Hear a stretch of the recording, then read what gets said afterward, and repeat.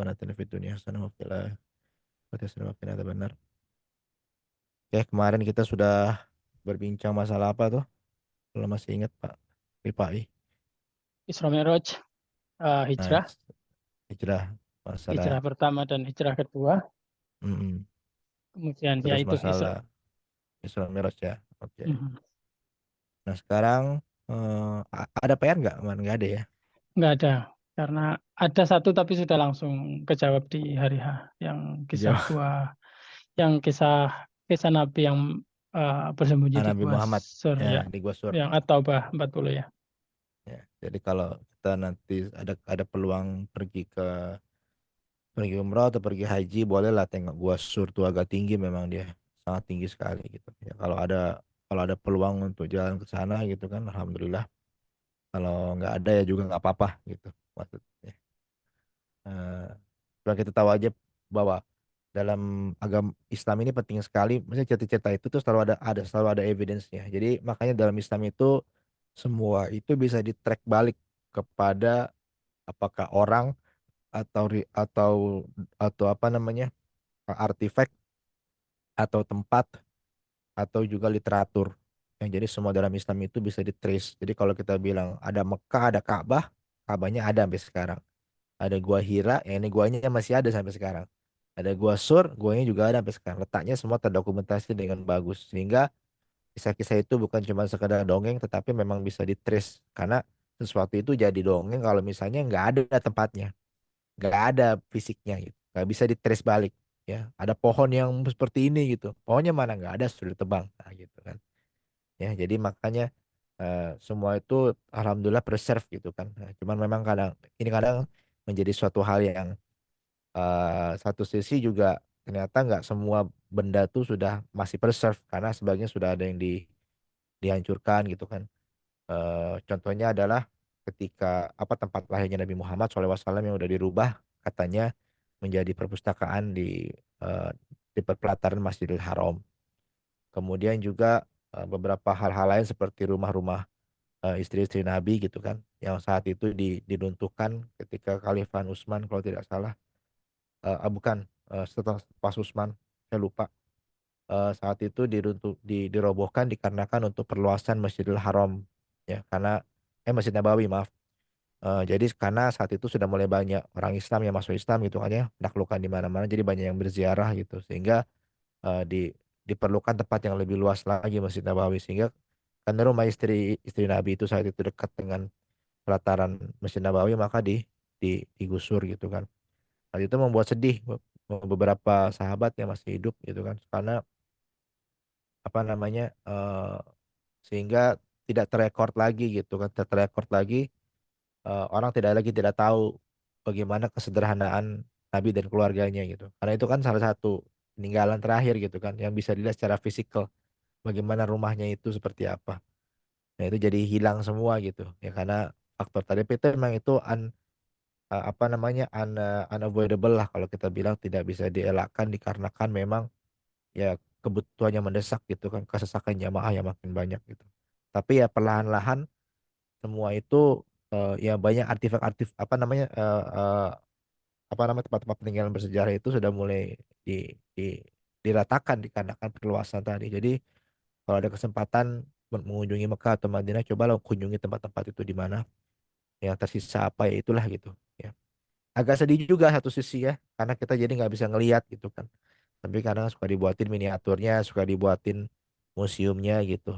Allah wallahu alam apakah itu bisa membuat kita lebih apa namanya, eh, lebih mawas diri, lebih bisa memahami atau membayangkan bagaimana hidupnya Nabi sederhananya gitu.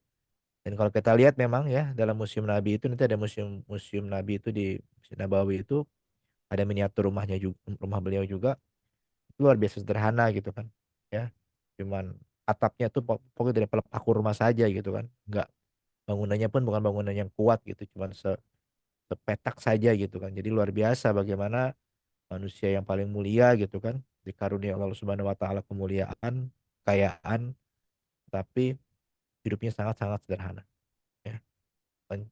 Jadi membuat kita sebagai orang-orang yang orang-orang Islam yang juga merupakan umatnya itu jadi mawas diri gitu kan.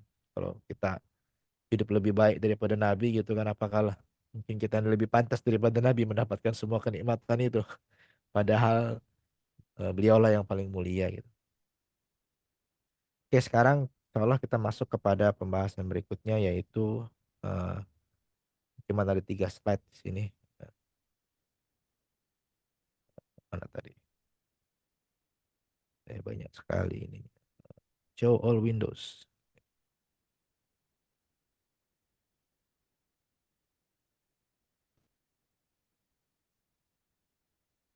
1 Maret kasih 8.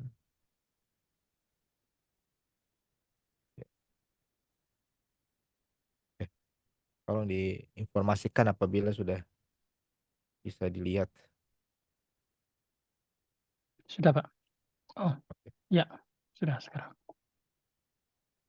Oke, jadi hari ini kita Bismillahirrahmanirrahim, kita akan mencoba membincangkan mengenai eh, keluarga Nabi yang lebih dekat. Jadi keluarga yang dekat yaitu anak-anak baginda Nabi SAW dan juga istri-istri baginda Nabi SAW. Ya. Jadi memang kitab kitab tarikh atau sejarah Nabi Muhammad SAW ini dibuat seperti apa namanya ensiklopedia. Cukup menarik sebetulnya. Ya. Oke, jadi ah kita sekarang masuk kepada anak-anak Nabi Nabi Nabi Muhammad SAW. Oke, kumaha ya bicara pinggir gitu. Saya mengecilin dulu ini. Nah, jadi Nabi SAW nih sebetulnya dikaruniai beberapa orang anak ya. Mayoritas kebanyakan adalah putri gitu kan. Dan juga ada putra juga ya. Nah, jadi eh, yang pertama adalah anak beliau yang bernama Qasim ya. Jadi Qasim ini nama anak pertama Nabi Muhammad SAW yang berkelamin laki-laki dan dia wafat saat masih bayi ya. Ada yang mengatakan ia hidup sampai bisa menaiki hewan tunggangan dan berjalan mengendarai onta. Maksudnya sudah pada ya sudah agak besaran lah balita gitu. Maksudnya sudah bisa jalan gitu ya. Mungkin kalau sudah bisa mengendarai onta gitu berarti mungkin udah agak agak sedikit besar ya. Tapi itu pendapat orang yang lain. Tapi eh, pendapat yang lain juga mengatakan bahwa yang disepakati bahwa Qasim ini wafat saat masih kecil gitu. Ibarat masih kecil lah. Jadi kadang-kadang kita melihat apa kita mendengar Nabi Muhammad SAW itu disebut dengan Abul Qasim gitu kan. Nah, itu nama kunyah atau nama kunyahnya itu nama orang orang Arab sebenarnya punya nama kunyah yang biasanya disematkan kepada seseorang atas anak pertamanya. Jadi kalau misalnya anak pertamanya namanya Muhammad, maka kita suka panggil teman kita ini jadi Abu Muhammad, bapaknya Muhammad gitu. Nah, gitu. Jadi kalau misalnya anak pertamanya Maryam, maka kita manggil beliau ini jadi Bapak Maryam atau Abu Maryam. Jadi pakai abu depannya ya, pakai abu. Nah, itu nama kunyah namanya dalam bahasa Arab. Nah, jadi Nabi Muhammad SAW juga dikenal dengan namanya itu namanya Abul Abul Qasim dari atas karena anak pertama beliau bernama Qasim ya. Sayangnya anak Qasim ini wafat saat masih bayi. Nah, Qasim ini juga adalah anak putra pertama berarti dilahirkan dalam pernikahan Nabi Muhammad SAW dengan Siti Sayyidati Khadijah ya. Kemudian anak kedua beliau adalah Zainab ya, Zainab binti Rasulullah. Ya, Zainab ini menikah dengan Abu Al-As bin Ar-Rabi ya. Kemudian memiliki anak bernama Ali yang mana wafat saat dan dan juga Umamah ya. Jadi anaknya ada dua. Yang pertama Ali, yang kedua Umamah. Nanti Umamah ini nanti akan menikah dengan Ali bin Abi Thalib ya pada ketika sudah dewasa. Gitu. Jadi ternyata kan Ali bin Abi Thalib itu kita kenal adalah sepupunya baginda Nabi SAW gitu kan ya, sepupu. Nah sedangkan Umamah ini berarti adalah cucunya baginda Nabi SAW. Jadi cucu ternyata bisa menikah dengan sepupu boleh dalam ini dalam Islam. Nah ini jadi hati-hati bagi yang apa mahram nih nggak semua ya mahram gitu, mentang-mentang sepupu gitu, belum tentu dia juga mahram kepada kita. Jadi harus lihat betul-betul siapa itu yang mahram. Kalau misalnya kita apa perempuan misalnya nggak pakai hijab gitu, kita harus tahu bahwa apakah keluarga kita ini adalah dekat atau jauh ya. Karena kalau mahram itu berarti dekat, kalau tidak mahram itu berarti jauh gitu. Walaupun kelihatannya dekat, misalnya sepupu gitu ya. Kemudian yang jadi Zainab itu adalah anak pertama, anak kedua yang juga putri pertama Nabi SAW. Kemudian yang ketiga adalah anak ketiga, yaitu putri bernama Ruqayyah ya. Nanti Ruqayyah ini menikah dengan Utsman bin Affan ya. Kemudian memiliki anak bernama Abdullah yang juga wafat saat kecil ya. Dan menurut riwayat Ruqayyah ini wafat saat perang Badar. Nah, jadi sedih sekali karena Nabi SAW ini ternyata anaknya banyak yang meninggal gitu sebelum beliau wafat. Jadi Ruqayyah ini meninggal saat perang perang Badar. Kemudian yang keempat adalah Ummu Kulsum. Nanti ia menikah dengan Utaibah bin Abi Lahab, kemudian bercerai. Setelah itu ia menikah dengan Utsman bin Affan setelah Ruqayyah wafat. Ummu Kulsum wafat pada tahun 9 Hijriah di bulan Sya'ban. Jadi Utsman bin Affan pertama-tama menikahi Ruqayyah, kemudian setelah Ruqayyah meninggal wafat, kemudian Utsman bin Affan menikahi Ummu Kulsum yang merupakan adik dari Ruqayyah gitu kan. Sebelumnya Ummu Kulsum menikah dengan Utaibah bin Abu Lahab, kemudian bercerai ya. Dan juga Ummu Kulsum wafat pada tahun 9 Hijriah di bulan Sya'ban, sebelum sebelum Nabi SAW wafat juga ya. Eh, yang nomor 5 adalah eh, Fatimah ya. Nah, Fatimah ini nanti kita kenal ya, Fatimah Az-Zahra yang menikah dengan Ali bin Abi Thalib dan dikaruniai dua orang putra yang bernama Hasan dan Hussein. Ya, eh, Fatimah ini nanti wafat 6 bulan setelah Rasulullah wafat. Jadi Fatimah ini adalah satu-satunya anak Rasulullah SAW yang masih hidup ketika Rasulullah SAW wafat. Ya, jadi yang lain sudah meninggal semua. Eh, dan kita kenal yang ada Hasan dan Hussein. Hasan dan Hussein ini adalah Ahlul Bait kalau kita bilang ya, kata disebut yaitu keluarga dekat Nabi SAW. Dan jadi semua Habib-habib yang kita kenal yang ada di Indonesia, yang ada di Maroko, yang ada di Timur Tengah, ada di Mesir, para habaib ini semuanya berasal dari keturunan Hasan dan Hussein. Jadi nasab atau tali apa namanya, tali hubungan ya, nasabnya nasabnya Rasulullah SAW itu kan biasanya kalau nasab itu diturunkan secara patriarki, jadi secara bapak gitu kan, bin siapa bin siapa. Tapi khusus untuk Nabi SAW yang dikatakan itu nasabnya itu lewat Sayyidati Fatimah ya. Jadi lewat Fatimah, kemudian jadi ke Hasan dan Hussein. Nah, ini adalah nasab Ahlul Bait kita bilang yang bersambung kepada Nabi SAW. Jadi kita lihat banyak banyak banyak Habib kan di Indonesia kan ya, dari turunan Bani Alawiyin. Nah, itu berasal dari Hussein gitu. Ada juga yang berasal dari Hasan juga ya. Yang Hasan banyak yang ada di Mesir, kemudian ada juga di Maroko, dan juga ada di Yaman sebagian juga. Ya, jadi bisa dicek kalau kalau yang Alawiyin itu ya, Bani Alawi itu biasa nanti di Indonesia, di Jakarta tuh ada tempat namanya Robitoh Alawiyah. Nah, ini semua nasab para habaib ini yang dari Alawi ini dicatat di situ gitu ya. Nanti bisa dicek apakah seorang itu betul-betul Habib atau Habiban gitu ya.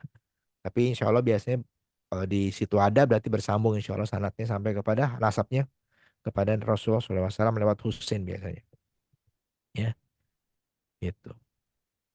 Nah, jadi yang perkara ada perbedaan pendapat di antara para ulama berkaitan mengenai perbedaan usia antara Zainab, Ruqayyah dan Ummu Kulsum. Ya, jadi tidak ada eh, exact apa namanya, sejarah yang merekod berapakah usia perbedaan antara tiga apa bersaudari ini gitu ya.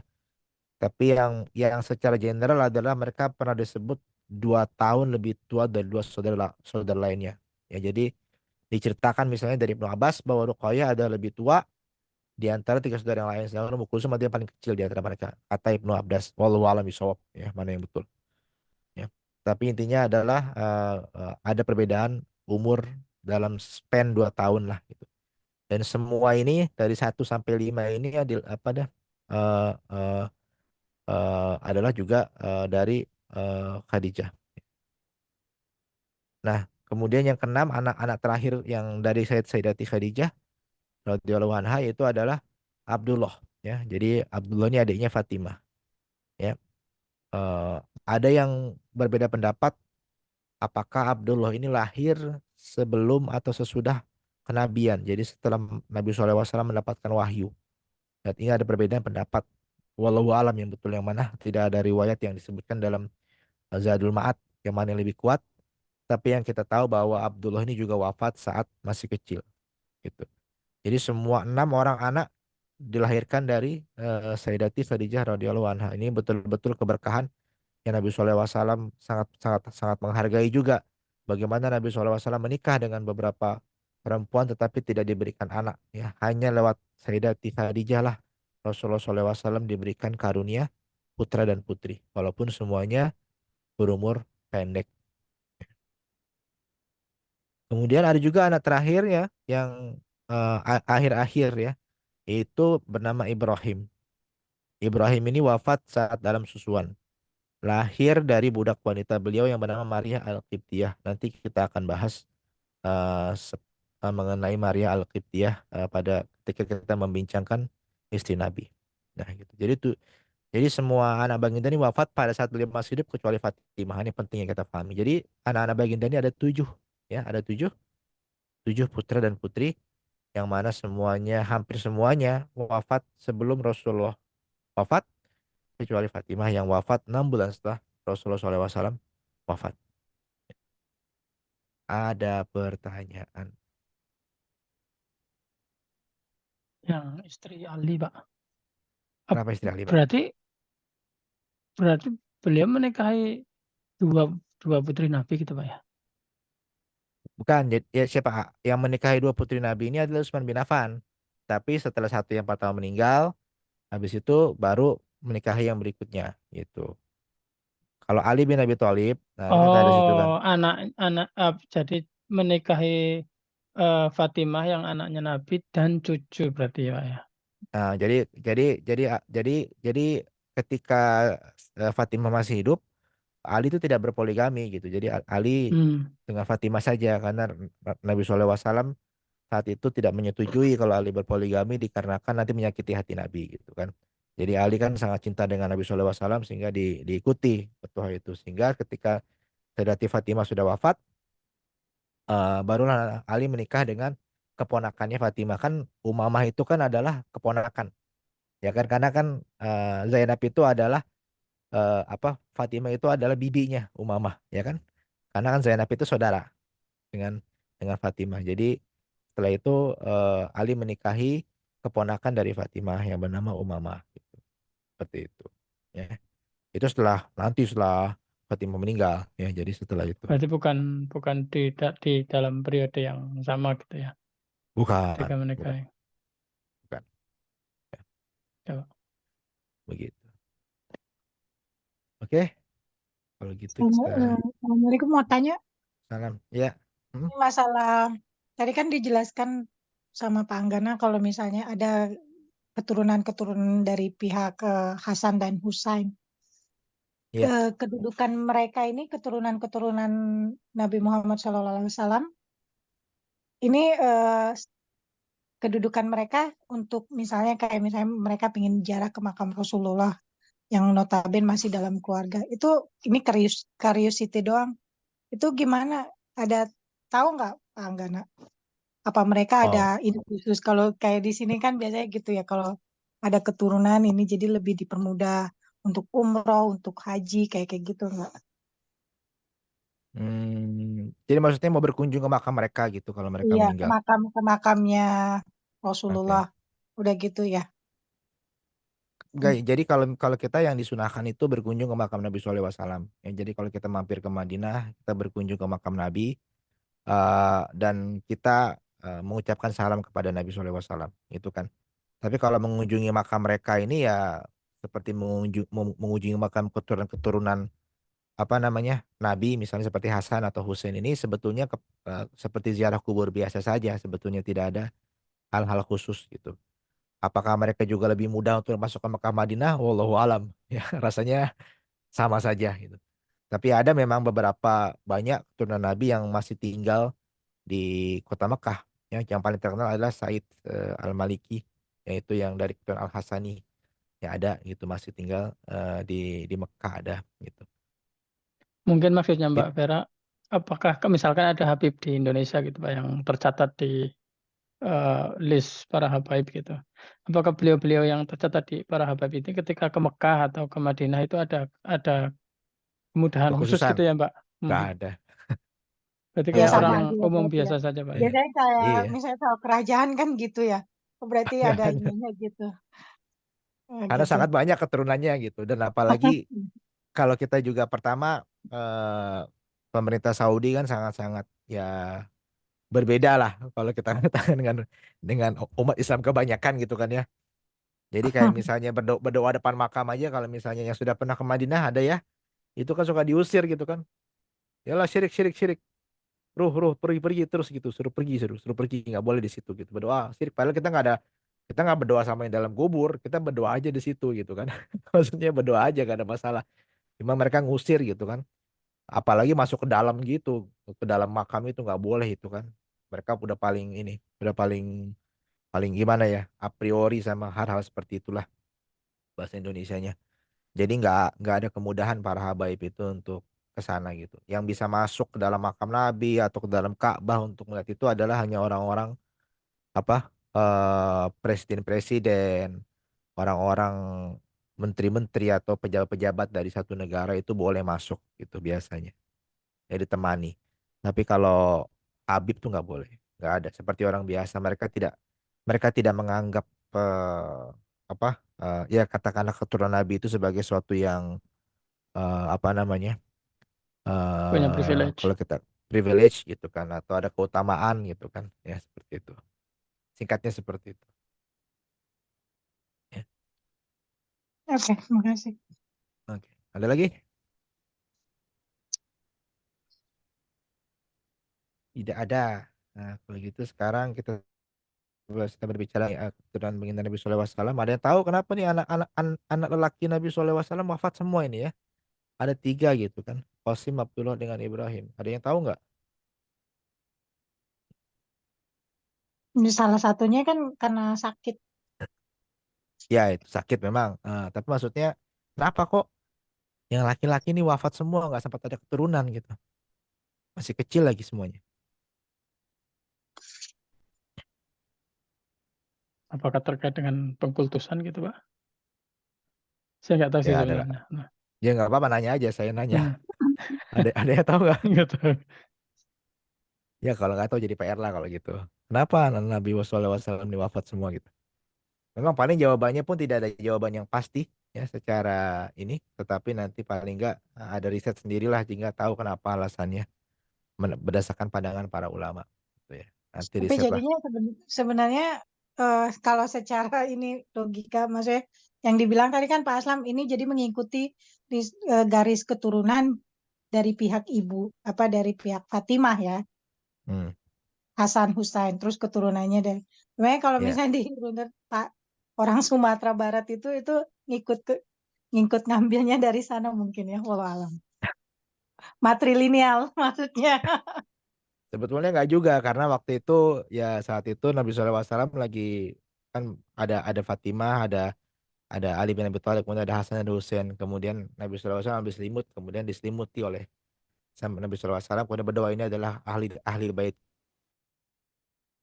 Jadi saat itulah maka keturunan itu diturunkan daripada Hasan dan Hussein gitu kepada yang sambung kepada nasab kepada Nabi SAW yang dikarenakan maka mungkin juga anak lakinya tidak ada gitu tapi memang itu ada riwayat juga gitu menyebutkan seperti itu kisahnya ya gitu. Walaupun sebetulnya bahwa para ulama berbeda pendapat apakah ahlul bait itu hanya terbatas pada Fatimah, Ali bin Abi Thalib, Hasan dan Hussein ataukah juga semua keturunannya seperti misalnya Ali bin Abi Thalib juga menikah, kemudian memiliki anak juga, bukan Hasan dan Hussein, ya. Anaknya dikasih nama Abu Bakar, Umar gitu. Ada. Ya mungkin dengan Umamah tadi gitu kan. Apakah dia termasuk juga ahlul bait? Ya harusnya iya karena dari dari putri Rasulullah kan harusnya masuk juga sebetulnya. Ya. Jadi ulama-ulama itu berbeda pendapat. Yang dimaksud ahli bait secara definisi itu siapa? Karena kan kalau Syiah itu kan kita ada Sunni, Ahlussunnah wal Jamaah, ada Syiah. Syiah itu kan ahlul Hmm. bait gitu kan. Ya lebih mengutamakan bahwa keturunan Nabi sebagai pewaris khalifah gitu yang sah gitu kan. Jadi semuanya itu adalah keturunan Nabi. Jadi imam-imam Syiah itu adalah semuanya keturunan dari Hussein kan. Jadi imam pertama adalah Ali, kemudian Hasan, habis itu Hussein, habis itu terus ke bawah gitu kan. Nah jadi Syiah itu kan berbasiskan ahlul bait. Nah tapi para ulama ini berbeda pendapat siapa sih ahlul bait ini gitu. Apakah yang definisi yang hadis itu sebutkan itu ya Hasan Hussein, Fatimah dengan Ali, ataukah semua keluarga Rasulullah juga termasuk yang Umamah tadi dari Ruqayyah juga merupakan ahlul bait juga. Ya itu berbeda pendapat. Terus oke istri-istri Rasulullah ya Rasulullah memiliki istri cukup banyak ya. Nah, tapi saya nggak coba menjelaskan kisah kehidupan keluarga. Nanti mungkin kalau ada yang tertarik bisa lebih detail karena beberapa di sini mungkin pembahasannya cukup panjang. Kita masuk kepada yang pertama, yang paling istri pertama dan juga yang paling dicintai gitu kan adalah Khadijah binti Khuwailid. Nah, Khadijah binti Khuwailid radhiyallahu anha ini beliau menikahinya dalam usia 40 tahun. Jadi saat itu Khadijah berumur 40 tahun dan menurut riwayat Nabi SAW berumur 25 tahun. Ya. Jadi Nabi SAW lebih muda dibanding dengan Khadijah. Ya, selama hidup Khadijah, beliau Nabi SAW tidak pernah menikah dengan wanita lain. Jadi selalu dengan Khadijah saja, gitu kan. Dan semua anak beliau dilahirkan olehnya kecuali Ibrahim. Jadi kecuali Ibrahim dari maulanya yaitu Maria dan Khadijah ini juga merupakan salah seorang supporter yang paling setia mendampingi dan membantu Nabi SAW dalam menjalankan misi kenabian. Dan sampai saat Nabi SAW ketika Aisyah cemburu gitu kan, kemudian membandingkan apa Khadijah dengan Aisyah yang masih muda, maka Rasulullah sampai kesal gitu kan, ada sedikit perasaan yang mengingatkan Aisyah gitu bahwa Khadijah ini istri yang kata Nabi SAW aku tidak diberikan anak oleh Allah Subhanahu Wa Taala kecuali darinya gitu kan, yang dia percaya kepadaku saat semua orang tidak ada yang percaya gitu. Itu kan bagaimana istri itu pasti mensupport suami. Ya benar, ketika Nabi SAW menerima wahyu bahwa dari gua Hira datang kedinginan, selimuti aku gitu, diselimuti. Gak ada yang percaya saya itu, yang pasti kan suami itu yang menciptakan sama istri, dan saya itu istrinya percaya 100% tanpa meragukan suaminya. Ya, jadi memberikan support dengan segala apa upaya daya yang ia miliki kepada suaminya tanpa adanya pertanyaan dan pengecualian gitu kan. Jadi betul-betul makanya Nabi SAW sangat mencintai sekali Khadijah ini. Ketika ketika Sayyidatina Khadijah wafat, Nabi SAW sangat terpukul sekali. Kemudian dihibur oleh Allah Subhanahu Wa Taala kan dengan Isra dan Miraj gitu kan. Karena memang saat itu udah kehilangan paman, kemudian kehilangan istri pula gitu kan. Susahlah hidup ini sendiri jadinya kan tidak ada lagi yang menopang gitu. Karena seseorang itu pasti perlu seorang yang menopang ya. Kemudian dan Khadijah ini juga ya sampai malaikat Jibril itu menitipkan salam kepada Nabi SAW, titipkan salam dari Allah Subhanahu Wa Taala untuk Khadijah gitu, luar biasa ya, sampai dititipkan salam ya. Berarti kan benar-benar wanita yang sangat mulia ya, radhiyallahu anha. Kemudian yang istri yang kedua bernama Saudah binti Zam'ah ya. Nah, ia ini dinikahi setelah Khadijah wafat ya.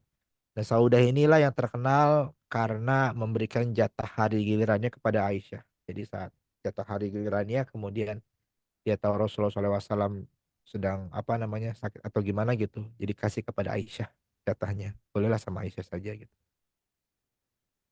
Nah, istri Nabi ini nggak sembarangan memberikan jatah ya. Karena apa? Karena ya juga namanya perempuan pasti ada rasa kecemburuan juga. Tapi Saudah berbesar berbesar hati. Kemudian ada lagi yaitu istri yang ketiga yaitu Aisyah ya. Dia ini adalah istri yang sangat dikasihi baginda Nabi. Ya, sebelum beliau menikahinya, malaikat telah memperlihatkannya kepada beliau. Dia di atas kain dari sutra, saya berkata inilah istrimu. Beliau tidak pernah menikahi seorang perawan kecuali dia seorang dan tidak pernah turun wahyu kepada beliau ketika berada dalam semut bersama istri-istrinya lainnya kecuali bersama Aisyah gitu. Jadi ada keistimewaan gitu kan Aisyah ini dibanding istri-istri yang lain. Dan juga Aisyah ini karena masih muda, paling muda di antara yang lain, merupakan istri yang paling banyak ilmunya ya dan paling kuat pemahamannya.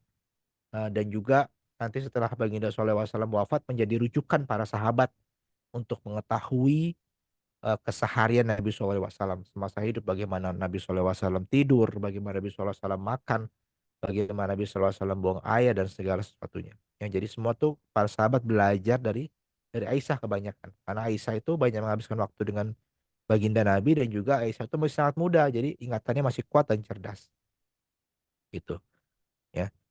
Nah, jadi ada perbedaan pendapat di kalangan para ulama gitu kan mengenai umur Aisyah ketika dinikahi oleh baginda Nabi SAW. Dan ini kadang-kadang menjadi sesuatu yang suka dijadikan apa namanya dalil untuk menyerang agama Islam oleh para misionaris-misionaris atau orientalis dari Barat. Tapi ada pembahasan lebih detail gitu kan mengenai hadis yang menceritakan mengenai berapa umur Aisyah ketika dinikahi. Nggak akan saya bahas di sini insya Allah. Kalau tertarik nanti silakan cari sendiri. Karena ini nanti pembahasannya berkaitan kepada pertama ada nanti berkaitan kepada sanad, kemudian perawi, ya, kemudian juga berkaitan mengenai perkataan di situ gitu. Jadi ada kesimpang siuran ya. Jadi ada sebagian ulama mengatakan bahwa hadisnya sebetulnya sahih, tetapi ada seorang dalam mustalah hadis tuh menyeleksi apa level-level tingkat kualitas periwayat hadis itu. Ada seorang periwayat yang memang sebetulnya dia ingatannya kuat dan juga terpercaya, akan tetapi kata sebagian ulama ketika dia sudah tua itu ingatannya cenderung banyak lupa gitu. Jadi hadis yang diriwayatkan sama dia setelah dia misalnya tinggal di Irak atau umurnya beberapa masuk umur berapa itu udah kurang gitu kualitasnya. Nah, ternyata termasuk juga hadis satu-satunya hadis yang menceritakan tentang umur Aisyah ketika dinikahi baginda ini juga agak rancu gitu karena itu dikeluarkan ketika diriwayatkan saat orang tersebut sudah mencapai umur yang diragukan tadi gitu. Nah, nanti ada dalam pembahasan itu kan. Dan saya lebih berpendapat kalau Ibnu Qayyim mengambil hadis itu sebagai patokan gitu kan. Jadi 9 tahun baru digauli, 6 tahun dinikahi. Tapi ada yang mengatakan bahwa berdasarkan kebiasaan orang Arab dan uh, menelaah riwayat itu sebetulnya Aisyah itu dinikahi umur 15 atau 16 tahun. Ya, jadi uh, seperti itu. Oh, itu walau alam Maksudnya, bisawab. maksudnya Ya, umur 15-16 tahun itu dinikahkan secara maksudnya sudah, karena kan saya pernah baca maksudnya yang masalahnya Aisyah waktu itu bermain boneka hmm. ketika, tapi itu nggak tahu ya seperti Pak Anggana tadi bilang hadisnya itu rancu. Ya, kalau Berarti bermain boneka masih masih anak-anak anak 16 15-16 tahun tahun. masih Enggak main lah. boneka juga. Hmm, Kalau di zaman sini mah sekarang ya jangan enggak. jangan dibandingin sama zaman sekarang. Zaman sekarang mainannya banyak kan. Ada jalan-jalan, ada apa. Kalau zaman dulu kan Tegak Lurun mainnya apa?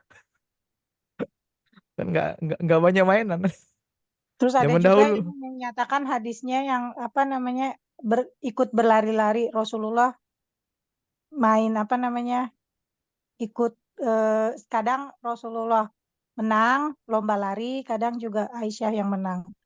Jadi itu masih muda sih aku, ya Allah alam. Ya remaja lah. Kalau kemarin saya ngelihat gitu kan ada seorang eh ya yang dari Gaza itu yang katakanlah dia salah seorang perempuan lah. Saya pikir ini sudah di atas 20 tahun gitu, udah gadis atau apa gitu kan. Pincang habis kena bom gitu kan dia diamputasi akhirnya. Ternyata si Ahwat ini masih 14 tahun umurnya. Dia bilang, kok kelihatannya udah kayak umur 21 tahun, udah dewasa sekali gitu. 14 tahun ternyata, ya. Jadi masih anak-anak gitu. Tapi memang mungkin ya begitulah kondisinya. Jadi kalau zaman dulu kan memang tidak banyak apa-apa ya dalam di gurun itu kan pasti nggak ada hiburan, nggak ada apa nih kuda paling kalau mau masak atau apa. Jadi anak-anak itu ya mungkin dewasanya agak lambat tergantung gitu. Kalau perempuan kan juga jarang keluar gitu. Sehingga mungkin saat itu bisa jadi masih gitu. Apalagi memang Aisyah itu disiapkan sama Nabi SAW untuk mendidik keluarga gitu kan, apa menjadi pengajar nantinya gitu. Terutama hal-hal yang berkaitan sama masalah wanita. Sehingga mungkin saat itu agak berbeda dengan perempuan-perempuan atau anak-anak remaja lainnya. Itu yang bisa saya simpulkan daripada itu. Ya, Oh, jadi 15 antara 15 16 tahun ya paling dekat. kalau kalau ada analisa lain mengatakan eh, kita segitu umurnya. Ya, gitu. Ada yang membahas dengan detail gitu kan yang menyanggah sebetulnya, meragukan gitu. Karena kalau kita bicara masalah hadis itu penting sekali untuk dilihat ada berapa riwayat. Kalau cuma satu itu yang suka bermasalah, cuma satu yang menjelaskan umur itu. Itu sangat sangat sangat sangat riskan gitu. Karena apa? Karena ya bisa jadi salah kalau ada satu perawi yang lupa gitu, itu umur udah bisa kacau gitu kan. Kalau ada beberapa riwayat yang berbeda, nah barulah gitu. Jadi lewat riwayat yang berbeda, lewat jalan yang berbeda, barulah kita yakin bahwa itu mungkin betul. Gitu. Tapi setahu saya itu memang hadisnya satu kalau tidak salah gitu. Ya, yang dibahas juga cuma satu. Dan juga para para ulama itu ketika disebutkan dalam hadis itu menggunakan perkataan abekaro. Abekaro itu perawan.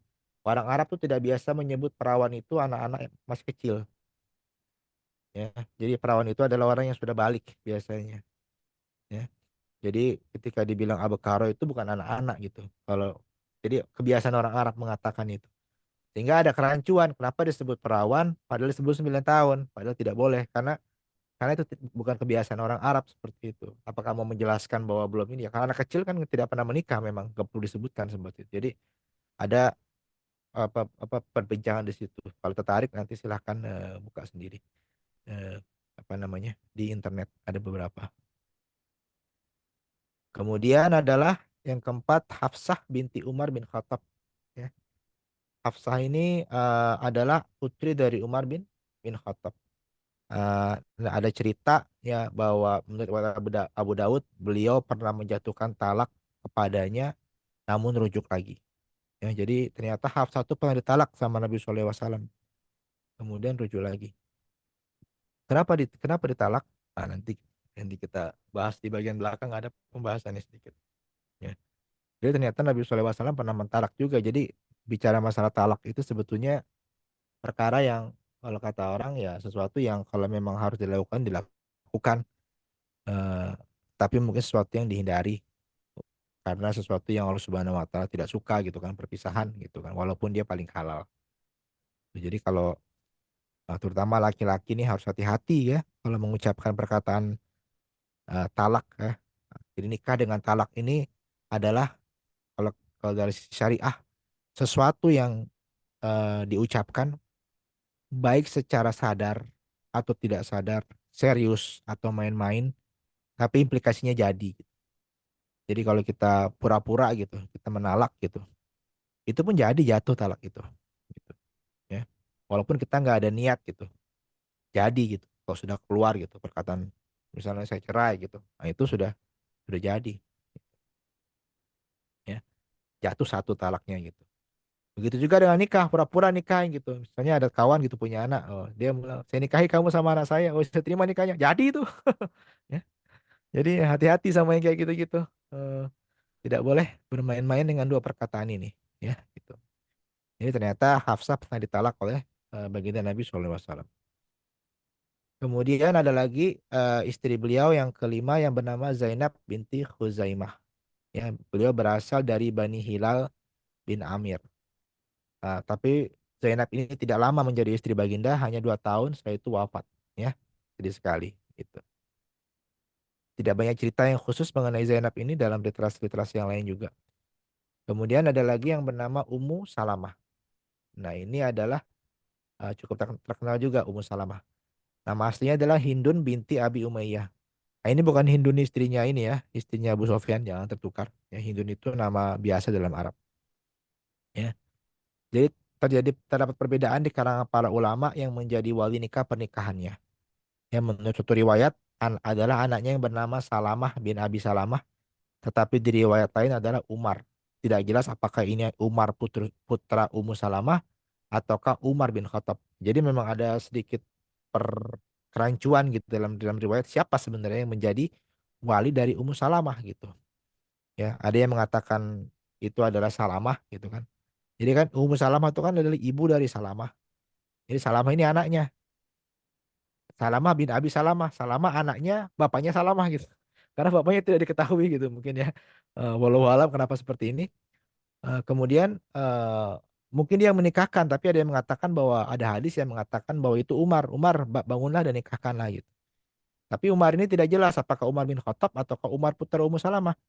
Kalau Umar putra Salamah saat kejadian itu Umar itu masih berumur 3 tahun. Ya nggak mungkin menikahin menjadi wali nikah umur 3 tahun kan kepada baginda Nabi SAW.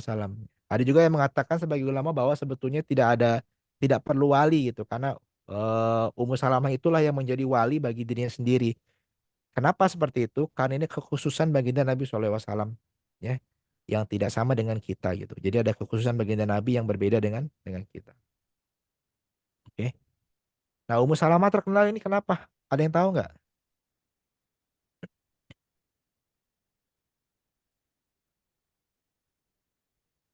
Wah, apa dijadiin PR lagi nih? Banyak kan Yang itu PR-nya bukan. nanti. Gimana, Mbak? Yang maksud- bukan Ummu Salamah kayaknya. Apa? Lupa.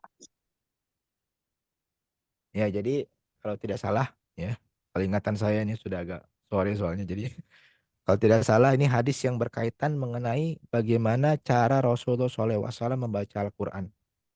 Ya, yang mana berdasarkan hadis dari Ummu Salamah, Rasulullah SAW qara'a surat Al-Fatihah ayatan-ayatan. Jadi Nabi SAW berdasarkan hadis dari Ummu Salamah yang mendengar Nabi SAW membaca surat Al-Fatihah, itu surat Al-Fatihah ini baca Nabi SAW itu satu ayat berhenti, satu ayat baca berhenti, satu ayat baca berhenti. Nah, di sinilah diturunkan hukum kaidah berhenti pada kepala ayat atau ujung ayat. Itu adalah boleh sunnah ya, karena mengikut kepada hadis Ummu Salamah. Jadi Nabi SAW berhenti di ujung ayat walaupun perkataan tersebut tidak sempurna. Itu. Ya, itu terkenalnya.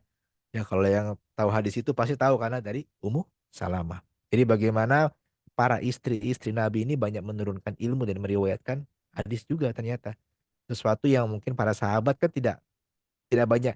Kan tidak ada seorang sahabat yang Nabi SAW pergi kemana selalu ngikut gitu kan. Ya, nggak ada Nabi pergi ke sini pasar semua sahabat ngikut semua gitu nggak ada gitu. Jadi yang tahu keseharian Nabi adalah para istri-istri beliau. Kemudian Zainab binti Jahsi. Ya. Nah, ini adalah putri bibinya Nabi SAW yang bernama Umaymah. Ya, di antara kekhususannya ialah Allah Subhanahu wa taala yang menjadi walinya yang telah menikahkannya dengan rasulnya dari atas langit. Ia wafat pada masa Khalifah Umar bin Khattab. Jadi Zainab ini hmm, eh, memang disebutkan dalam Al-Qur'an gitu ya, kisahnya bahwa Allah Subhanahu wa taala yang memerintahkan Nabi SAW untuk menikahi Zainab. Ada yang tahu ceritanya? Itu karena Zainab menikah dengan apa namanya anak adopsi dari Rasulullah bukan? Ya, jadi karena Zainab binti Jahsy itu sebelumnya menikah dengan apa namanya anak dari anak anak angkat Nabi SAW. Ya, Ya, anak nah angkat. kemudian Zaid, ya eh, Zaid bin Harisah. Nah kemudian karena dalam kebiasaan Arab tuh zaman dulu kan kalau tidak diperbolehkan gitu. Jadi anak angkat tuh dianggap seperti anak sendiri. Jadi ketika sudah dinikahi istrinya tidak boleh bapaknya menikahi, haram gitu kan. Jadi kan ketika misalnya kita punya kalau bapak kita menikah dengan seorang perempuan, kemudian habis itu perempuan itu bapak kita cerai. Selama-lamanya kita tidak boleh menikah dengan perempuan itu, ya. Jadi dia jadi haram bagi kita. Begitu juga dengan kalau seorang anak menikah dengan perempuan, kemudian cerai, bapaknya nggak boleh menikah dengan perempuan itu juga, ya. Jadi haram. Nah itu tapi harus kandung. Nah kalau zaman Arab dulu, ketika yang angkat pun dianggap sebagai kandung, makanya dipisahkan sama Allah Subhanahu Wa Taala bahwa dan kebiasaan orang Arab itu kalau dikasih tahu suka suka agak susah gitu kan ngikut, makanya harus dicontohkan sama baginda Nabi Sallallahu Alaihi Wasallam gitu kan. Makanya disebutkanlah dalam surat falamma qada Zaidum minha wataran zawajnaka. Jadi nikahilah dia gitu. Setelah apa namanya? Zaid selesai dari hajatnya. Maksudnya sudah masa iddahnya habis, sudah dicerai oleh Zaid bin Harithah. Nah, ternyata salah satu-satunya sahabat yang disebutkan oleh Allah Subhanahu wa taala dalam Al-Qur'an adalah Zaid. Ya. Jadi tidak ada sahabat lain yang disebutkan kecuali Zaid. Namanya disebutkan Zaid ya dalam surat Al-Ahzab. Jadi luar biasa kemuliaan Zaid bin Harithah ini ya. Jadi Zainab itu dinikahi eh, oleh oleh Rasulullah karena perintah dari Allah Subhanahu wa taala. Jadi yang menjadi walinya adalah Allah Subhanahu wa taala langsung. Begitu itulah yang kadang-kadang kalau lagi para istri-istri Nabi suka lagi berkumpul berbincang ini Zainab suka membanggakan gitu bahwa cuman aku seorang saja yang dinikahi dari apa dinikahkan atas perintah dari langit gitu kan seperti itu. Kemudian ada lagi yang bernama Juwairiyah binti Al Haris. Dia ini sebelumnya adalah tawanan dari Bani Al Mustalik. Kemudian meminta bantuan Nabi untuk membebaskannya, maka dia dibebaskan dan dinikahinya. Ya, masih ada ternyata.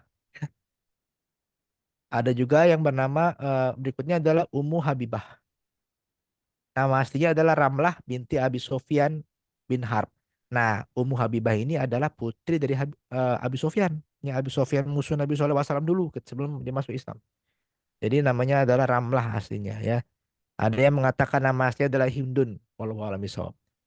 Ia dinikahi ketika berada di Habasyah, sedangkan mas kawinnya dibayar 400 dinar. Dari sanalah ia kelak diantarkan kepada Rasulullah. Jadi ia berada di kisahnya itu adalah kalau tidak salah Ummu Habibah ini punya punya suami gitu kan. Kemudian suaminya itu eh, apa namanya? Kemudian suaminya itu eh, eh, memeluk agama Nasrani ya. Jadi dia hijrah ke Habasyah, kemudian suaminya itu memeluk agama Nasrani. Kemudian kemudian saat itu oleh Raja Najasyi Rasulullah SAW diberitahu kemudian dinikahkan oleh Raja Najasyi yang menjadi walinya dan dibayarkan maharnya gitu kepada Ummu Habibah ini sebesar 400 dinar dari uang Raja Najasyi gitu atas kecintaannya kepada Nabi SAW. Ya, jadi bagaimana Raja Najasyi sangat sangat mencintai Nabi SAW, bagaimana dinikahkan gitu kan dibayarkan juga maharnya gitu kan. Ya, ya. Dari sana ia diantarkan kepada Rasulullah. Jadi setelah itu nanti ketika hijrah diantarkan ke baginda Nabi SAW. Itu. Ya. Kemudian yang berikutnya adalah Safiyah binti Huyai. Ya, Safiyah ini adalah seorang pemimpin Bani Anadir yang berasal dari keturunan Harun bin Imran, saudara Musa. Jadi Bani Nadir ini adalah salah satu puak atau kelompok Yahudi yang tinggal di Madinah. Ya, Eh, jadi Safiyah itu adalah seorang apa ya pembesar lah kalau dikatakan. Jadi masih ada keturunan dengan baginda Nabi Harun. Ya, ini masih saudara dengan Nabi Musa. Katanya termasuk salah seorang wanita yang paling cantik di dunia. Sebelumnya ketika Bani Nadir ditaklukkan gitu kan ya oleh Rasulullah SAW dan tentara Muslim, ia adalah seorang tawanan yang jadikan budak. Nah, dimerdekakan oleh Nabi SAW dan menjadikan pemerdekaannya itu sebagai mas kawinnya.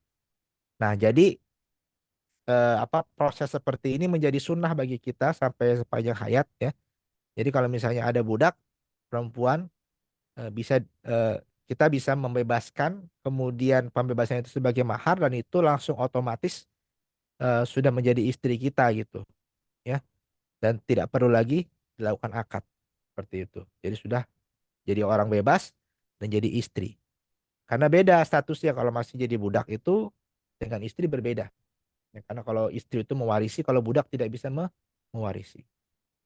Ada Tapi pertanyaan? memang masih masih ada perbudakan sampai sekarang, Pak. Ya nggak ada. Ini kalau masih ada. Ini kalau masih ada gitu kan. Jadi Oke. jadi kadang-kadang kalau berbicara masalah ini juga mungkin agak-agak bukan dikatakan apa ya. Tetapi memang kalau kebiasaannya itu aturannya adalah kalau punya budak wanita itu boleh apa kalau budak itu kan tidak punya kebebasan. Jadi kalau punya anak itu anaknya itu jadi milik milik majikannya gitu. Dan budak ini juga boleh digauli oleh si majikannya kalau budak perempuan gitu. Ya. Tetapi jangan dianggap bahwa bisa ditukar-tukar. Misalnya saya punya budak perempuan nih, nanti kamu punya kawan, ambillah nih budak saya. Silakanlah kalau mau diapain, nggak bisa kayak gitu juga gitu. Maksudnya tetap ada aturannya gitu. Ya bukannya bukannya kayak kayak apa namanya, kayak tongkat golf yang bisa dipinjam gitu kan. Saya mau main golf, pinjam tongkat aja dulu gitu, bukan gitu. Tapi memang ada aturan juga gitu saat itu. Jadi eh, hanya tuannya yang boleh menggaulinya, nggak boleh digauli sama orang lain gitu, walaupun tuannya mengizinkan gitu kan ya. Jadi tapi kalau dia punya anak, ya anaknya itu nggak bisa dinasabkan kepada bapaknya, ya, anak itu jadi miliknya gitu kan ya. Makanya ketika dia merdekakan jadi orang merdeka, ketika itu terus jadi istri, maka bisa mewarisi harta kalau suaminya meninggal. Tapi sekarang sudah tidak ada lagi perbudakan.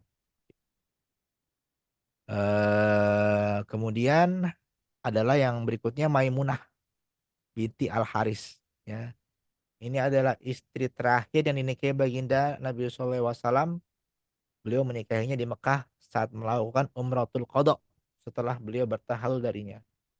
Maimunah ini wafat di masa pemerintahan Muawiyah. Ya. Gak banyak keterangan mengenai Maimunah ini, jadi istri yang paling terakhir lah. Nah, itu tadi istri Nabi SAW. Ada berapa tuh jadi? 1, 2, 3, 4, 5, 6, 7, 8, 9, 10, 11 ya. Nah, ada lagi. Nah, yang ada dua yang terakhir ini sebetulnya bukan istri, tapi menurut berbagai riwayat adalah maula atau budak dari Nabi SAW. Yang pertama adalah Raihanah. Ya, Raihanah binti Zaid An-Nadiriyah.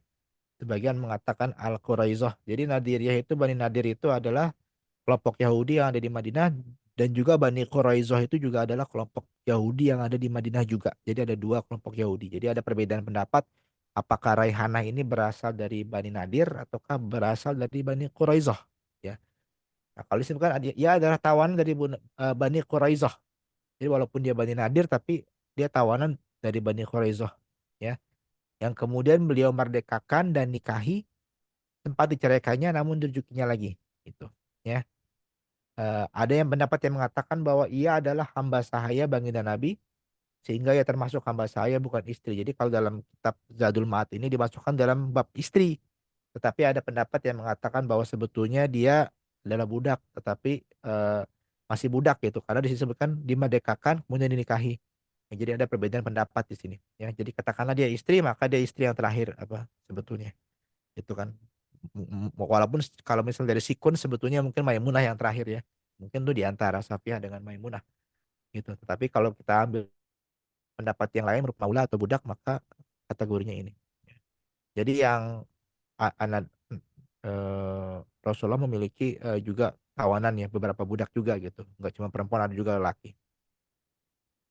Kemudian yang terakhir adalah Maria Kiptiah. Nah, jadi Maria Kiptiah ini nama lengkapnya adalah Maria binti Sam'un. Ya, jadi Rasulullah SAW mendapatkan juga anak dari Maria Kiptiah yang bernama Ibrahim anaknya. Tapi Ibrahim sekali lagi meninggal saat masih balita, masih dalam susuan, gitu kan.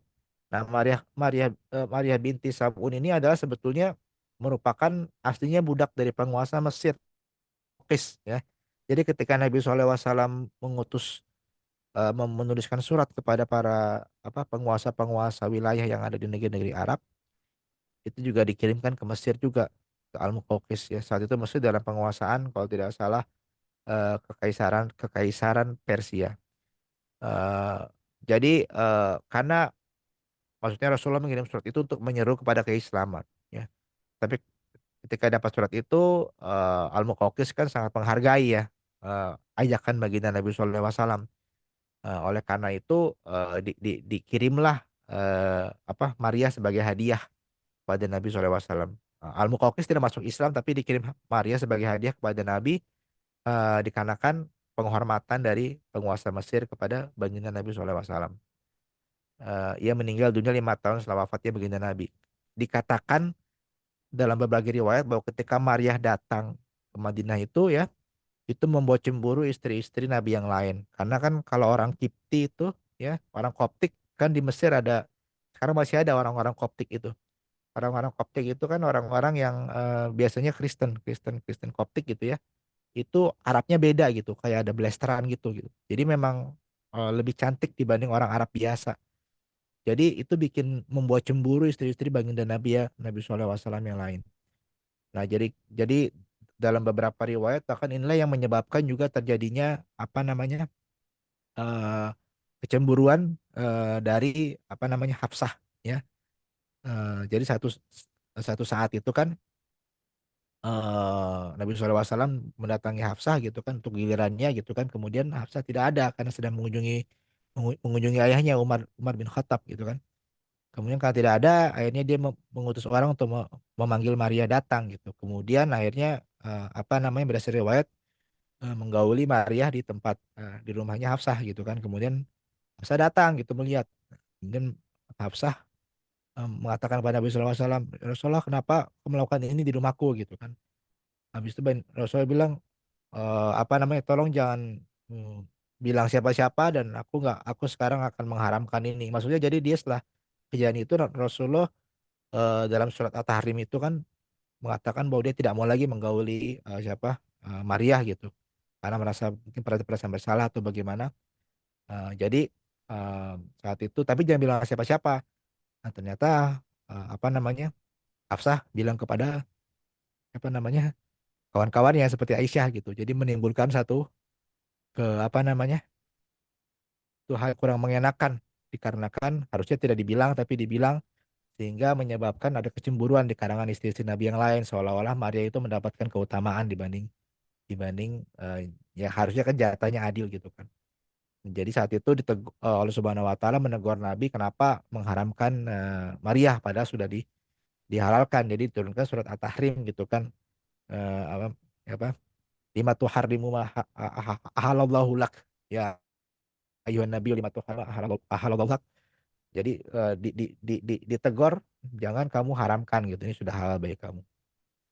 Nah, karena kejadian itu juga akhirnya Rasulullah sebagai pelajaran tadi karena Hafsah tidak malah menceritakan kepada eh, istri-istri yang lain akhirnya ya ditalak oleh Nabi SAW kisahnya seperti itu gitu kan dan dikembalikan ke Umar gitu kecewa sekali gitu kan Umar juga kecewa kenapa seperti ini gitu ditegur lagi sama Allah Subhanahu Wa Taala At-Tahrim ayat 3 turun ya diminta agar kamu nggak boleh menceraikan ini orang anak ini soleha segala macam malaikat yang langsung apa menegur gitu kan eh, lewat lewat ayat tersebut gitu kan akhirnya dirujuk ke baginda Nabi SAW. Nah tapi itu untuk memberikan katanya sebagai ulama mengatakan memberikan efek jerah saja gitu maksudnya rahasia itu jangan sampai di ini karena menimbulkan hal-hal yang kurang mengenakan. Karena memang ada beberapa kisah juga bagaimana istri-istri Nabi ini kadang juga sebagai manusia pasti ada rasa cemburu gitu kan sehingga untuk memanage gitu kan kompleksitas ini juga tidak mudah bagi seorang nabi juga gitu. Ya, nabi juga manusia, tetapi kisah hidup dan apa hal-hal yang positif negatifnya itu bisa menjadi pelajaran bagi kita juga. Makanya Al-Quran diturunkan. Gak cuma sekedar bagi kita surga neraka juga, tapi bercerita bagaimana kita harus bisa memanage keluarga dengan baik. Gitu. Nah seperti itu. Ya, wallahu a'lam bishawab. Oke. Nah itulah habis untuk pertemuan hari ini. Ya, silakan jika ada pertanyaan.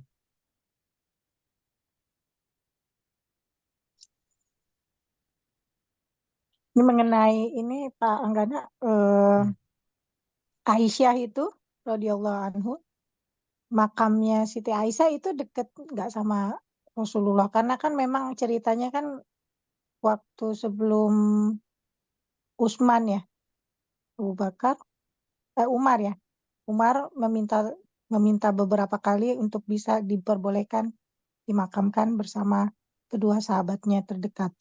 Lalu Mm-mm. Aisyah kan akhirnya apa namanya memberikan jatah beliau ke Umar. Nah, itu kalau Bapak Pangeran tahu nggak kalau misalnya Aisyahnya sendiri dimakamkan di daerah mana? Yang pasti bukan di Masjid Nabawi. Iya, bukan. Iya, pasti bukan. Saya nggak tahu, tapi kalau kalau misalnya kalau misalnya Aisyah itu tidak kemana-mana, kemungkinan besar di Baki gitu. Tapi tidak ada riwayat yang menyebutkan. Tapi apa namanya? katanya riwayat yang sahih adalah kalau sahabat itu tidak lari dari Madinah maka dimakamkan di Baki. Tetapi memang eh, karena di Baki itu banyak banyak lebih dari 10.000 sahabat dimakamkan di sana, tetapi tidak ditemukan nisannya Aisyah. Ya. Jadi sampai sekarang ada para jamaah tuh suka nyari gitu nggak ketemu gitu. Jadi para sahabat itu cuma dua tempatnya. Kalau nggak di Baki, ya di Jannatul Ma'la di Mekah. Tapi kebanyakan sahabat kan setelah setelah hijrah itu kan ada Madinah.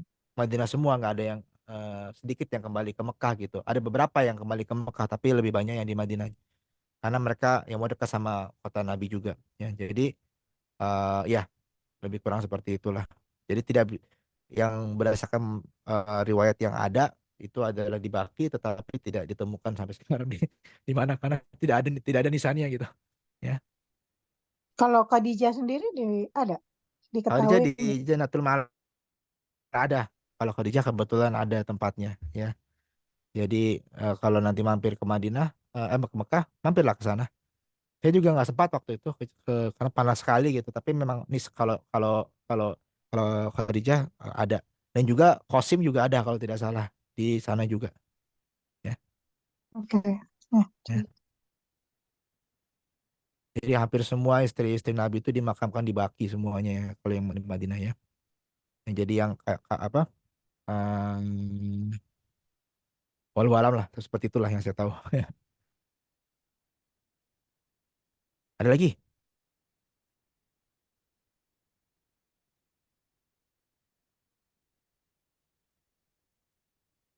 Nggak ada. Ya nggak apa-apa ini kan. Baik, kalau nggak ada kita cukupkan saja pertemuan hari ini. Ini nggak ada yang mau nanya-nanya gara-gara kasusnya ini masalah istri ya. Jadi banyak jadi nggak ada yang mau tanya-tanya. Topiknya juga sedikit sensitif. agak susah. Ya karena Ah, kalau Nabi itu punya kekhususan gitu kan, diberikan kekhususan. Hmm. Tetapi kalau saya bilang tadi, janganlah kita bayangkan ini seolah-olah ya apa salah poligami gitu kan. Nabi aja sampai banyak sampai 11 gitu kan. Ya, coba coba kamu lihatlah rumah istri istri Nabi. Cobalah kamu tengok rumah Nabi. Ya kan ada tuh miniaturnya ketika Nabi masih hidup. Tengok di museum Nabi itu ya museum museum museum Rasulullah di depan kota Madinah. Itu ada miniatur bagaimana kamar beliau. Ya Allah rumah itu aja nggak pakai genteng gitu kan. Pakai pelepah kurma di atasnya, kayu-kayu gitu kan seperti itu. Cuman ada satu tempat tidur saja sama itu nggak ada tempat yang lain. Jadi bayangkanlah itu orang paling mulia, makhluk paling mulia gitu kan, eh, tinggal dalam kondisi seperti itu. Dan semuanya yang beliau lakukan atas hawa nafsu, tapi untuk pasti ada perintah dari wahyu semuanya, gitu kan. Ada asbab, ada kemauan. Tentulah kalau beliau mau untuk mengikuti hawa nafsunya, pastilah yang dinikahinya adalah apa namanya perempuan-perempuan muda gitu kan. Tetapi tidak kan, ya. Yang beliau nikah itu semuanya malah tua-tua. Saudah tuh berapa umurnya? Jadi banyak yang janda-janda tua-tua. Jadi kadang-kadang nggak ada sebab sama sekali. Gitu dinikahi kecuali memang sebab yang syar'iyah gitu kan. Jadi semua itu memang kekhususan Nabi berbanding kaum muslimin. Gitu. Nah, jadi kita pun sebetulnya yang laki-laki boleh juga menikah lebih dari satu kalau misalnya mampu gitu kan. Eh, kalau misalnya mampu gitu kan. Tapi kalau nggak mampu ya satu saja gitu. Itu juga seperti itu. Eh, Cuma kadang-kadang yang sensitif itu adalah dibilang kita pasti nggak mampu ya karena setiap manusia itu pasti tidak bisa tidak ada kecenderungan gitu kan walan tastati'u an ta'dilu bainan nisa walau harastum ya kamu tuh walan tastati'u kamu pasti tidak akan mampu kata Allah Subhanahu wa taala ya, bagaimana kamu memperlakukan istri-istri kamu walaupun kamu harastum walaupun kamu benar-benar menjaganya gitu pasti ada kecenderungan gitu tapi bukan berarti nggak boleh gitu Angkihu ma taba lakum minan nisa imatna basurata waruba karena beritanya adalah boleh gitu kan ya tetapi memang Allah Subhanahu wa taala memberi wanti-wanti itu suatu perbuatan yang susah yang akan challenge-nya pun besar juga gitu kan. Dan sekalipun kau mau adil, kamu akan susah juga karena pasti ada kecenderungan ke salah satu. Seperti juga kita punya anak satu dua tiga empat lima. Kalau misalnya kita punya anak dua gitu kan. Katakanlah kita punya punya rumah yang ada tangganya nih. Siapa di rumah ada tangganya? Pak Matri Fail lah. Ada tangganya Pak? Enggak. Mbak Vera Enggak ada, Pak. di rumahnya. Tetangga ke ini ke gudang bukan ke tempat tinggal. Ya, ya. Kalau siapa yang ada tangga di rumah sini? Nggak ada. Di rumah saya nggak ada tangga juga soalnya. Hmm. Nggak ada. Ya, katakanlah masuk ke Hmm. basement, ada basement, ada basement. Nggak ada atas love apa love ya Adanya etik. Hmm. di atas ya edik ya. Adanya etik. Ah, ya katakanlah dari etik lah gitu kan. Terus tiba-tiba ada suara dung, dung, dung, dung, jatuh gitu. Itu kira-kira yang kita harapkan jangan jatuh yang mana? Wah, kalau misalnya yang jatuh nih, kan kalau kita punya anak satu dua tiga, misalnya Pak Ahmad Rifai ada tiga anaknya. Kira-kira yang paling tidak diharapkan itu jatuh siapa yang berteriak? Yang mana Pak? Enggak bisa. Saya sih ada di kepala tapi enggak akan saya sebut, Pak. Ya, Enggak tega disebut. itu kan berarti ada kecenderungan kan. Hmm. Semoga jangan yang ini nggak apa-apa lah gitu. Bener nggak? Ya kan? Semua tuh pasti ada kecenderungan itu. Jangankan istri, anak pun juga ada kita kan. Walaupun kita bilang sayang semua, tapi kalau misalnya kita gedebuk yang nggak diharapkan jatuh di bawah itu siapa? Pasti ada gitu. Nggak mungkin saya sayang semua, nggak mungkin gitu. Itulah yang saya bilang tadi, pasti kita tidak adil, itu pasti akan susah ya. Kita ini akan sangat susah berlaku adil gitu kan. Terhadap apapun juga, nggak cuma sama istri, sama anak juga sama istri apalagi gitu kan. Jadi maksudnya adalah bukan berarti lantas orang tidak boleh poligami, tetapi itu susah untuk berlaku adil dan nanti ada konsekuensi yang banyak siapa atau tidak gitu. Nah, seperti itu. Jadi kita bersikap arif dan bijaksana lah sama masalah itu gitu kan. Kadang-kadang kalau yang perdebatan yang sangat panjang itu adalah bilangnya mengelus kemudian memukul. Artinya adalah kita bilang ya boleh, tapi kamu juga pasti nggak akan bisa adil. Loh, nggak gitu. Secara syariah memang boleh gitu. Yang tidak bisa adil itu Allah Subhanahu wa taala mewanti-wanti kamu, kamu tidak bisa adil gitu. Ya. Karena nggak ada orang bisa adil, cuman Allah Subhanahu wa taala yang bisa adil di muka bumi ini. Ya. Tidak ada yang bisa adil kepada apapun juga kecuali Allah Subhanahu wa taala. Itulah yang bisa kita terhadap apapun juga. Ya. Tapi kalau di apa kalau di Denmark sih permasalahan maksudnya perdebatan yang sangat-sangat krusial di Denmark ya yang menurut saya sangat ini masalah ketika Nabi, makanya saya bertanya kapan Rasulullah menikah dengan Aisyah, karena Denmark itu sangat-sangat tidak menyukai pedofilia Hmm. gitu. Jadi itu apa namanya itu fundamentalis, pokoknya orang-orang itu di Denmark itu nggak suka kalau misalnya ya tentang ini. Makanya saya pengen punya jelas itu masalah Aisyah itu kapan menikahnya, terus kapan bolehnya itu, karena saya pernah berdebat juga sih sama salah seorang orang Denmark sini gitu yang mengatakan itu Rasulullah seperti ini terus aku bilang ya itu sih, makanya itu doang sih kalau yang masalah poligami ya kayaknya ya mereka bukan ini ya, karena memang Hmm. mereka juga kan pergaulan bebas jadi tidak ada pernikahan gitu, tapi lebih ke Ya. untuk pedofilianya ini yang sangat-sangat di sini berat gitu di Denmark kulturnya Iya. gitu. Iya. Ya, jadi apa namanya? eh karena jadi pertama ada dua perkara yang kita bincangkan di sini. Pertama masalah usia. Kan sebetulnya kalau kalau usia itu definisi pedofilia itu karena ketika kita mendekati anak yang belum masuk usia dewasa, betul nggak? Sedangkan usia dewasa itu ditetapkan berapa? 18 tahun. Betul nggak? Dan ini ketetapan siapa? Ketetapan berdasarkan scientific yang mengatakan bahwa ketika anak itu 18 tahun, sesungguhnya anak itu baru bisa dikatakan dewasa. Kalau nggak itu nggak dewasa. Nah, sedangkan yang kedua adalah masalah balik. Dalam Islam itu kan hanya boleh menikahi seseorang ketika seseorang itu sudah balik. Betul nggak? Ya kan? Jadi kenapa kalau balik itu dianggap sudah dewasa? Jadi kalau kita dalam dalam Islam itu definisinya adalah ketika seorang sudah balik, maka balik itu adalah definisi yang dimana manusia itu sudah mulai dihitung, sudah mulai wajib sholat, sudah mulai wajib puasa, sudah mulai menanggung dosa sendiri dan mendapatkan pahala. Ya, ada yang mengatakan bahwa balik itu definisinya kalau sudah bisa membedakan yang benar yang salah. Tapi yang definisi yang betul adalah ketika organ-organ itu sudah mulai berfungsi secara normal, maka saat itulah dia yang kebalik. Karena ketika dulu di zaman Nabi SAW itu ketika apa namanya Bani Quraisyah kalau tidak salah, itu kan yang mengkhianati baginda Nabi Sallallahu Alaihi Wasallam eh, dalam perang apa namanya dalam perang Khandaq ya, dalam perang Ahzab. Itu kan eh, memberikan hukuman kepada mereka-mereka yang lelakinya dibunuh semuanya kan, yang udah dewasa, dan yang perempuan dan anak-anak jadikan tawanan.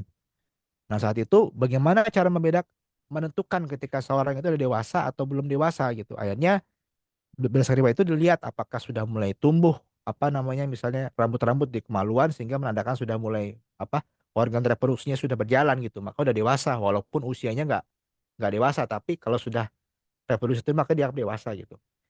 Nah, itu harus dijadikan ini karena definisi itu dipaksakan dari satu sisi gitu. Sebenarnya bisa aja kita bilang bahwa oke, kalau kalau gitu, kalau 13 tahun kalau sudah ini berarti sudah apa namanya udah dewasa belum. Kalau kita katakan seperti itu juga sebenarnya nggak salah. Kenapa? Kan eh, yang naruh definisi itu siapa gitu. Dia cuma melihat dari satu sisi saja, bukan dari sisi yang lain gitu. Nah kan 18 di Indonesia dewasa berapa? 17 tahun kan ya. Dapat KTP 17 tahun bukan 18 tahun. Jadi kalau menikah umur 17 tahun boleh nggak Indonesia? Ya boleh, sudah dewasa. Tapi kata orang lain, oh ini pedofili. Tapi Indonesia 17 tahun. Betul kan? Jadi yang benar yang mana? Ya dia melihat dengan kacamata dia sendiri gitu. Kalau digeser jadi 25 tahun juga bisa. Gitu kan. Ya. Nah, nah, nah, menurut ini nih ada beberapa apa kalau kalau masalah kalau Aisyah ini adalah yang dimasalahkan itu memang hadis itu hadis Bukhari gitu kan. Tetapi hadis itu adalah dari seorang perawi kalau nggak Hisham bin Urwah gitu. Karena hanya Hisham bin Urwah saja yang menceritakan mengenai umur Aisyah gitu. Nah, jadi dan ia pun baru meriwayatkan hadis itu katanya yang bercerita itu pada umur 70 tahun gitu. Nah, kata seorang ulama lain yang bernama Yakub bin Syaibah, kalau misalnya yang dituturkan Hisham itu memang terpercaya kecuali setelah ia menetap di Irak. Nah, ketika 71 tahun itu beliau menetap di Irak, Hisham itu, Hisham bin Urwah itu. Nah, jadi saat itu banyak yang meragukan bahwa yang disampaikan itu benar gitu. Nah, jadi karena mungkin ingatannya sudah sangat menurun, sudah sangat tua gitu. Walau alam gitu kan. Ya, jadi apa namanya? Kemudian juga dari sisi aspek historis juga melihat bahwa Aisyah itu dari sisi historis menurut Al-Imam At-Tabari gitu kan bahwa Abu Bakar tuh memiliki 4 orang putra ya, dilahirkan dari istrinya pada masa jahiliyah gitu. Artinya termasuk Aisyah itu dilahirkan sebelum tahun 600 ya kalau nggak salah. Nah, kalau misalnya dinikahi saat usia 6 tahun, maka Aisyah itu lahir pada tahun 613. Padahal semua putra Abu Bakar, semua anak Abu Bakar itu lahir pada tahun 610 Hijriah, sebelum tahun 610 gitu kan. Jadi pasti tidak mungkin Aisyah dilahirkan pada tahun 613, tidak mungkin gitu. Ya. Jadi katanya adalah kalau perhitungan itu hitung-hitung ya kalkulator itu, maka sebetulnya adalah dinikahkan pada umur 10 tahun, kemudian hidup sebagai istri serumah dengan Nabi pada usia 13 tahun. Nah, itulah lebih kurang. Kalau nggak salah 13 14 tahun gitu Oke. ya. Jadi memang ada studi itu juga gitu. Karena makanya perlunya mustalah hadis itu seperti itu gitu. Ada juga yang mengatakan bahwa mengikut kepada apa namanya? Umurnya Asma, Asma binti Abu Bakar, kakak beradik dengan Aisyah kan 10 tahun lebih tua daripada Aisyah katanya. Itu kata Ibnu Hajar Asqalani gitu kan. Jadi usia Asma itu katanya sampai 100 tahun dan meninggal tahun 73 Hijriah. Berarti pada saat hijrah itu Asma sekitar 27 gitu kan. Karena hijrah itu kan ya 100 dikurang 73 ya 27 lah. Itu kan ya. Nah, kalau usia Aisyah terpaut dengan 10 tahun dengan Asma, maka saat itu berarti harusnya berusianya pada usia 17 18 tahun kalau nggak salah ketika mulai menikah dengan Nabi Shallallahu Alaihi Wasallam. Karena kan menikahnya kan setelah di Madinah, bukan masih di Mekah. Itu kan ya? Itu. Nah, jadi itu ada juga dari hitung-hitungan dari sisi historis yang lain. Jadi sebetulnya hadis ini dipersangsikan karena satu riwayat saja dan hanya Hisham bin Urwah saja yang mengatakan seperti itu. Itu kalau mau lebih detail lagi. Nah, nanti karena ini masalahnya jadi sosioantropologis diskusinya, Mbak. Kenapa? Karena kan sosioantropologis ilmunya datang kemudian. Kemudian ditetapkan ini 18 tahun ini sudah dewasa. Coba ke Indonesia, 17 tahun sudah dewasa. Di negara lain berapa? Mungkin ada yang 16 tahun, 15 tahun. Kalau gitu kita pakai definisi yang mana gitu. Karena yang dianggap dewasa di Denmark belum tentu dianggap dewasa di Indonesia. Belum yang dianggap dewasa di Indonesia belum tentu dianggap dewasa di Denmark. Kita kan dapat KTP 17 tahun ya. Itu kan dewasa udah bisa milih, betul nggak? Berarti udah 17 tahun itu dewasa di Indonesia gitu. Tetapi kalau menikah kemudian ke Denmark itu mungkin tidak diakui pernikahan itu. Kenapa? Karena dianggap masih di bawah umur. Definisi yang mana yang di bawah umur sekarang? Kasih contoh aja Indonesia deh Mbak. Nanti dia pasti bingung sendiri. Karena itu sosioantropologis pendekatannya. Jadi nggak bisa ini bicara masalah pengukuran pedofilis, pedofilis saja lah gitu kan. Oke lah, mereka mungkin berdebat, tapi kan bedanya setahun. Ya tetap aja beda. Karena kalau kita sudah pakai benchmark, tolak ukur, kita harus harus punya satu kesepakatan itu obsolete atau tidak obsolete. Ya, kalau obsolete, kalau ada lagi yang tolak ukurnya berbeda, berarti nggak obsolete sebenarnya. Tergantung sama sama negaranya. Ya. Nah, tapi kalau nanti masuk lagi kepada hadis itu pembahasannya para ulama juga beda-beda pendapat gitu ya. Jadi memang historical ini sangat tidak ini. Jadi kalau saya lebih berpedoman pada pada histori bahwa itu pada saat remaja dinikahi itu ya. Artinya bukan pada saat 6 tahun karena sangat-sangat tidak lazim menikah dengan anak kecil di bahkan di Arab saat itu. Dan kalau itu terjadi, itu pasti jadi skandal besar dan rame di seluruh antero Arab. Nggak mungkin Rasulullah SAW melakukan sesuatu yang sangat bertentangan dengan kebudayaan orang Arab. Ya, sangat. Karena apalagi lagi berdakwah. Orang mencoba semua itu disamakan kalau bisa gitu kan ya. Disesuaikan supaya tidak susah. Tiba-tiba menikahi seorang anak kecil itu tidak mungkin. Ya, jadi yang salah itu adalah kalau apa namanya mengambil satu riwayat saja ada kerancuan di situ juga di situ. Itu jadi dari ilmu mustalah hadis dan juga ternyata dia secara secara komparatif rasio dengan umur segala macam histori yang lain tidak match gitu. Nah, jadi harus apa namanya? Dibandingkan lagi dengan sejarahnya. Semoga semoga lebih jelas lah. Ya. Itu mustalah hadis itu artinya apa, Pak? Ilmu mustalah hadis itu ilmu untuk menilai suatu hadis itu apakah hadis itu sahih, apakah hasan, apakah doif gitu kan atau memberikan tingkatan-tingkatan hadis gitu. Jadi ilmu untuk menetapkan oh ini hadis ini boleh karena ada hadis lain, hadis lain perawinya karena sahih semua atau karena hadis lain matanya sama, kontennya sama gitu. Jadi untuk menilai satu hadis itu baik atau tidak baik. Seperti itu ringkasnya gitu. Ya. Dan itu pembahasannya bisa lewat melihat periwayatnya, melihat konten isi hadisnya gitu.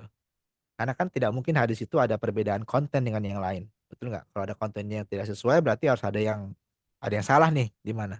Atau bagaimana memahaminya ya gitu. Makanya saya selalu bilang walaupun dia Bukhari nggak selalu bisa diambil. Tergantung jenisnya apa, apakah dia kabar, apakah dia apa. Kalau yang kabar itu banyak, ya kabar-kabar itu banyak yang sahih, tapi kadang-kadang tidak bisa dijadikan sebagai panutan karena tidak sampai level mutawatir. Ya artinya perawinya cuma lewat satu jalur saja, tapi tidak melewati berbagai macam jalur yang berbeda gitu. Ya, untuk apa namanya?